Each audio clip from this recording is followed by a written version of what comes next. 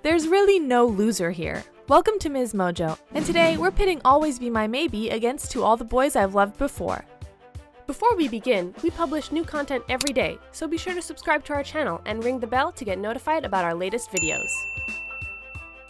In this showdown, we're finding out which of these great Netflix rom-coms is the greatest. Note that this video will contain light spoilers for both films. Round 1. Plot.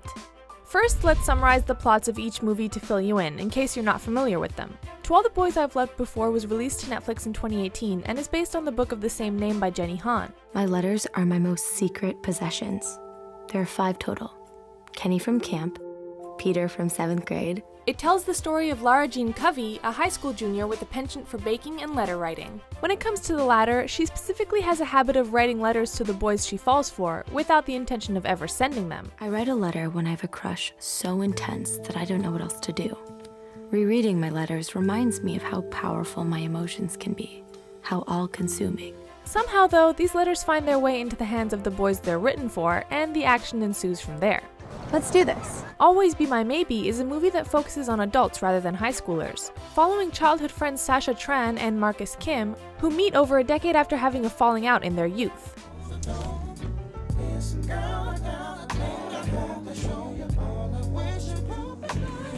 Sasha has become a world-renowned celebrity chef, while Marcus has barely changed at all since they last saw each other. I don't know if you heard, but we sold 7 t-shirts. Both films definitely tell compelling stories, but the plot of Always Be My Maybe is one we've seen before, so it doesn't feel totally fresh or original. What'd you say?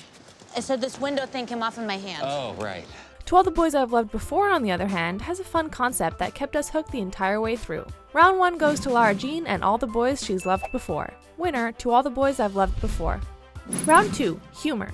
Both of these films could be classified as romantic comedies, but one definitely skews more comedic than the other.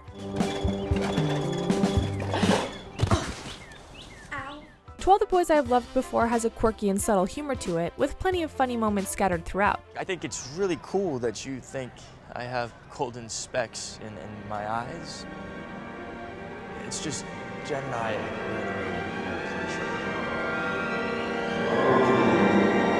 Whoa! It isn't exactly filled with laugh-out-loud scenes, or lines that are meant to make you spit your drink out. But don't get us wrong, this movie has tons of lighthearted charm. What happened? You fainted. Okay. By contrast, Always Be My Maybe is straight up hilarious pretty much all the way through. So good to see you. You too. So you lost all your piercings, huh? Oh no, not all of them. And what else would you expect when it's the brainchild of hugely successful comedian Ali Wong? I cannot believe I wasted my prime reproductive years on you. I hope you have terrible karma and come back in the next life as a nasty little lizard and get stepped on by someone on a hike. There are moments in almost every scene that will make you laugh, whether you're watching it alone or with friends. We don't want to spoil too much, but let's just say, for those who have seen it, when that major celebrity makes his first appearance, you cannot possibly contain your giggles. Not to mention, every one of Marcus's raps is so funny that we're ready to sign him a record deal right now. Hello, my name is Marcus, and lyrics for your carcass. Famous in the bay for keeping cooler than the Arctic. This one is kind of a no-brainer. Always Be My Maybe has to take the point for comedy. Water? That came from your thigh gap? No, thank you. Thanks for calling it a gap. Winner, Always Be My Maybe. Round 3. Realism. To All the Boys I've Loved Before is a high school romance that takes inspiration from many similar films that came before it. You wrote 5 love letters? Yeah. Damn, Covey, you're a player. It definitely owes a lot to motion pictures from the 80s and 90s, and has a pastel-colored, vintage aesthetic feel to match. Do you maybe want to dance? Oh my god. I never thought you'd ask. Because of this, the entire movie has a vibe that feels current, but it still gives distinctive nods to the past.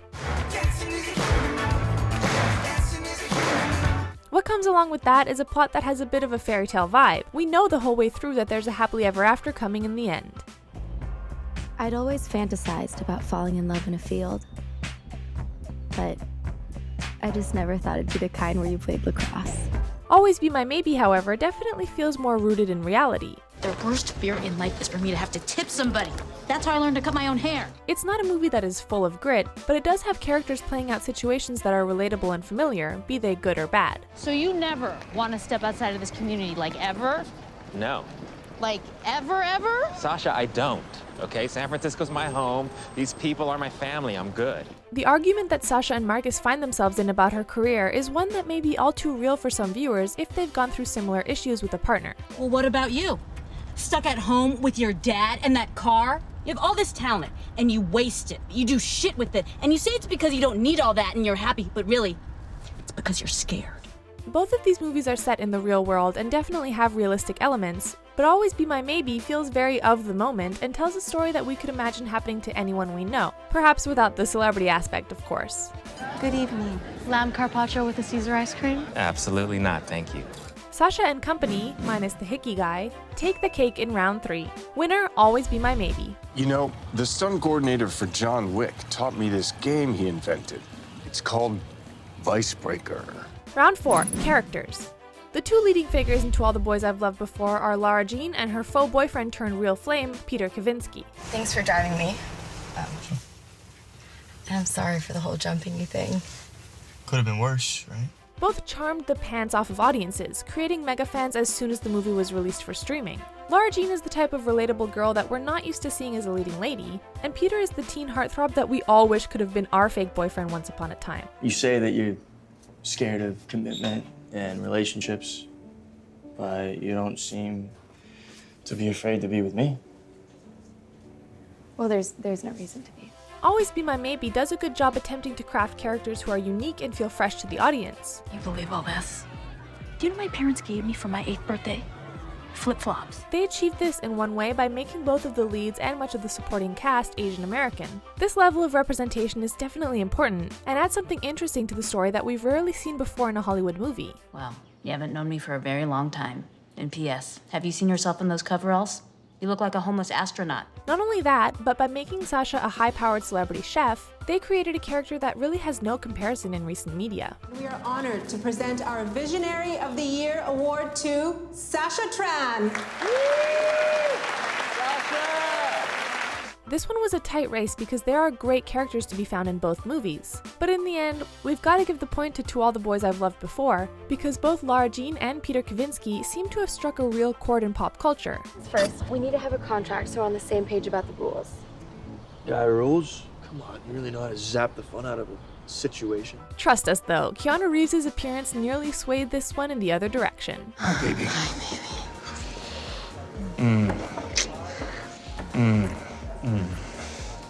I missed you. Winner, To All the Boys I've Loved Before. Round 5, romance. Is there anything more pure than young love? Neither Lara Jean nor Peter are quite jaded by the world yet, so they're able to indulge in that head-over-heels, no-holds-barred love that only exists in youth. I need you to know that I like you, Peter Kavinsky. And not in a fake way. Lara Jean is the shy and quiet type, and you definitely wouldn't consider her part of the popular crowd. Peter, on the other hand, is confident and athletic, essentially her polar opposite. You gonna break my heart, Cubby? Do these types of romances often happen in real life? Probably not, but that's exactly why we enjoy watching them so much on screen. Marcus? What are you doing here? I came here to find you. The romance between Sasha and Marcus is somewhat of a practical one. The two were best friends and neighbors growing up, and after sleeping together as teens, grew apart. You're being really weird. I'm not being weird, you're being weird. There's definitely a mutual attraction there when they meet again as adults, but the romance here isn't exactly of the sweep you off your feet variety. The two are certainly great together and balance out each other's personalities, but we wouldn't call it a grand romance. So my question is this. Sasha Tran, can I hold your purse for you? We've got to say though, Marcus does know how to pull out a big romantic gesture, as he shows at the end of the film. Kiss already.